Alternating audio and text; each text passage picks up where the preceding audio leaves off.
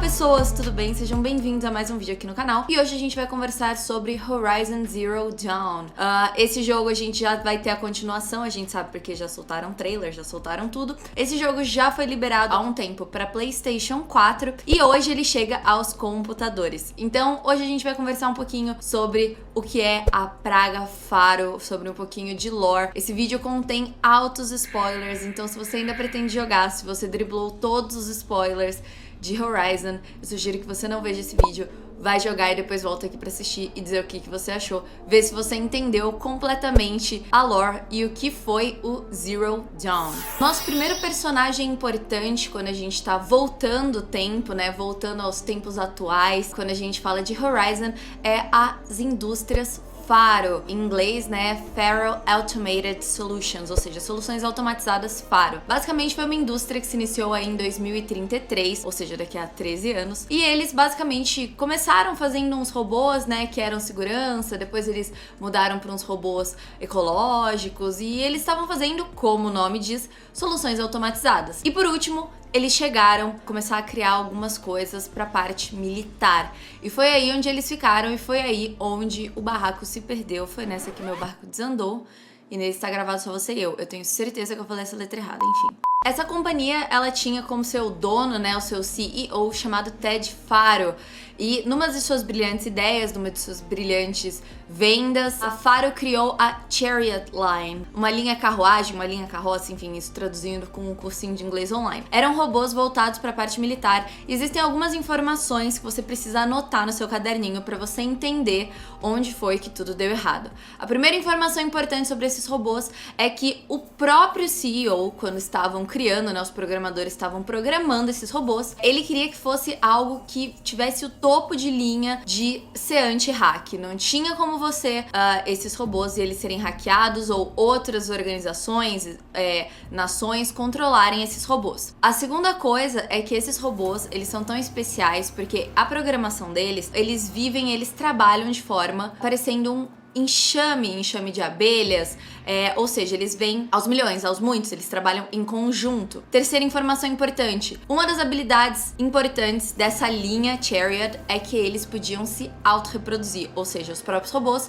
fariam mais robôs para esse enxame que eu comentei. A quarta coisa é que eles conseguiriam, apesar deles não serem hackeáveis, eles terem essa encriptação top de linha, eles têm dentro deles uma tecnologia onde eles conseguem hackear algumas tecnologias inimigas. E isso é o que você tem que ter em mente. Eu imagino que você já deve estar pensando, meu Deus, ele não tinha um amigo pra dizer que isso não era uma boa ideia. Mas ainda tem um asterisco, uma parte importante que eu não citei aqui. Uma parte importante dessa encriptação top de linha era que não deveria ter um jeito de acessar remotamente, nem pelas próprias indústrias Faro, até porque mesmo que você deixasse um botão de desligar pra você, pra empresa, muito bem escondido, isso ainda podia ser explorado por grandes hackers aí, mas contudo, no entanto, vale ressaltar que essa encriptação era tão boa que diziam que mesmo com os supercomputadores da época, mais de décadas seriam necessárias para você conseguir hackear um desses enxames de robô. Os criptográficos deles usam ondas polifásicas entrelaçadas. Decifrar o código levaria meio século. Talvez tenhamos 16 meses. E a última e mais importante, talvez mais bizonha característica desses robôs é que se eles não tivessem onde recarregar, né, se eles não tivessem como fazer o ciclo de trabalho deles normal, o ciclo, a ordem, voltar, descansar, nanar, carregar, eles conseguiriam usar como combustível, como energia, biomassa. E o que é biomassa? Bom, basicamente tudo é biomassa. Então, não tinha um amigo, né, cara? Não tinha. Os robôs continuarão a se replicar e a devorar a biosfera. A vida na Terra será destruída. Nosso planeta será reduzido a uma esfera infértil. A extinção global é inevitável. Bom, e aí nós vamos ao nosso primeiro evento importante em relação aos eventos e como Horizon está, né? O cenário de Horizon está do jeito que está. Em 2064, uma dessas linhas Chariot de uma das empresas começou a apresentar um glitch, um comportamento estranho. E aí o Ted, morrendo de medo, cagando nas calças, falou assim, cara, é só desligar eles. Só que ele, sei lá, esqueceu, não sei, é problemático, né? Ele esqueceu que ele tinha mandado que não dava pra fazer isso. E aí ele chamou uma das nossas também personagens importantes, Elizabeth Sobeck, que era também uma das doutoras, uma das engenheiras, uma das cabeças principais da Faro, pra ir ver o que tinha acontecido, isso, dar esse glitch e tudo mais. E ela ficou absolutamente horrorizada, porque não só tinha realmente acontecido um glitch, mas esse glitch fez com que essa unidade se tornasse algo completamente independente. Então, eles não iam responder, não ia adiantar. Não adiantava tentar resetar, não adiantava. Eles eram uma entidade própria. E depois de analisar 14 milhões de possibilidades, onde apenas uma dá certo, ela falou assim, vou apostar nas 14 milhões. E ao invés da gente perder tempo tentando conter essas unidades, tentando eliminá-los, tentando fazer qualquer coisa dessa, uma vez que a gente fez um projeto tão redondo que acabaria com a Terra, a gente vai dar início ao projeto Zero Dawn. E basicamente ela falou assim, Ted, ou você dá essa grana toda que você faturou com essas coisas e a gente vamos por iniciativa privada, nós mesmos resolver isso, ou eu vou explanar pra todo mundo que você é o culpado, você foi a pessoa que não botou um botão de desligar nessa merda. E aí ele, né, disse sim. Não porque ele é uma pessoa boazinha, mas porque ele não queria ser cancelado na internet mesmo. Então ele cedeu e foi dado início ao projeto Zero Dawn, ou Amanhã Zero, né, traduzindo o meu cursinho de inglês online. E vamos conversar um pouquinho sobre o que foi o projeto Zero Dawn. Basicamente, Elizabeth Sobeck percebeu que essas máquinas iam consumir toda a biomassa do planeta e que os seres humanos pereceriam com isso.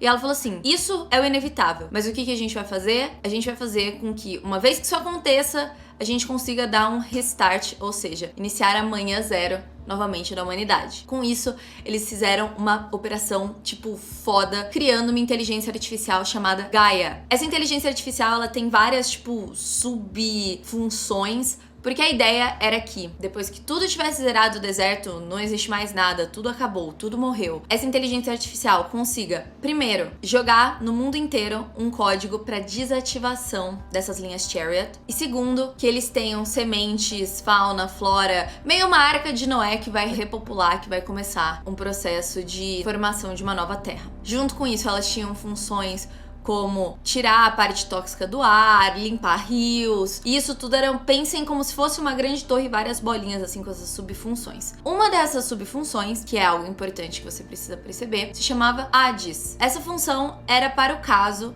de, numa emergência, esse processo desse errado. Ou que eles não conseguissem desativar a linha Chariot e aí todo esse processo seria inútil, ou se não desse certo, enfim. O Hades era pro seguinte, não deu certo, não deu errado, é pra reiniciar esse processo. Gaia ia esperar mais um pouco e ele ia reiniciar esse processo. Basicamente, Hades estava ali para impedir o processo de nascimento de uma nova terra. Tudo que a doutora previu aconteceu. Os robôs começaram a consumir muita biomassa, inclusive todas as plantas do planeta, deixando, né, o oxigênio de uma forma que não dá para respirar, consumiram humanos, consumiram tudo, a Terra ficou inabitável, infértil, e o projeto Gaia triunfou. Depois de 100 anos que a Terra já estava no pleno deserto, não há nada aqui, ele deu início, ele se ativou, e 100 anos depois a Terra estava novamente habitada. Nós tínhamos pessoas, e já que eles triunfaram, uma das coisas que eu falei é que eles iam primeiramente desativar a linha Chariot. Então sim, o código conseguiu, por força bruta, fazer com que eles desligassem, e durante esses 100 anos eles acabaram sendo levados para o subsolo, esquecidos, vida que segue. No entanto, 1000 anos depois que a Gaia foi ativada, que estava dando tudo certo, as pessoas estavam seguindo com a sua vida, não lembravam de nada que havia acontecido, nenhuma dessas desgraças, é enviado um sinal para essa parte principal, para onde está localizado esse computador, né, essa inteligência artificial chamada Gaia. E basicamente o que ela faz é deixar todas essas subfunções independentes para que elas tomem as decisões, né, por elas e etc. Só que a mais problemática de todas elas é a função Hades. Basicamente, como eu falei, a função do Hades era dar um restart, era acabar com a biosfera, de forma que Gaia pudesse tentar novamente caso qualquer coisa desse errado. Então, o que aconteceu quando eles ficam independentes e eles não conseguem trabalhar em conjunto? Hades, ele segue sua linha de código principal, preciso destruir a biosfera. A inteligência artificial Gaia, percebendo isso, ela tenta impedir,